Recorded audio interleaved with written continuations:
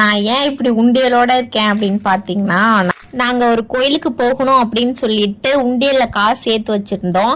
அதனால உண்டியலும் பார்த்தீங்கன்னா நிறைஞ்சிடுச்சு. அதனால நம்ம போயிட்டு இந்த கோயிலுக்கு காணிக்கை செலுத்திடணும் அப்படின்னு முடிவு பண்ணிட்டு நாங்கள் கோயிலுக்கு கிளம்பலாம் அப்படின்னு பிளான் பண்ணியிருக்கோம்.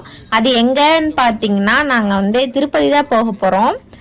திருப்பதி போகணுன்றதுக்காகவே நாங்கள் வந்து 4 வருஷமா இந்த உண்டியலில் காசு சேர்த்து வச்சுட்டு இருக்கோம். இப்பயும் பார்த்தீங்கன்னா இந்த காசு உண்டியல் வந்து ரொம்பிடுச்சு.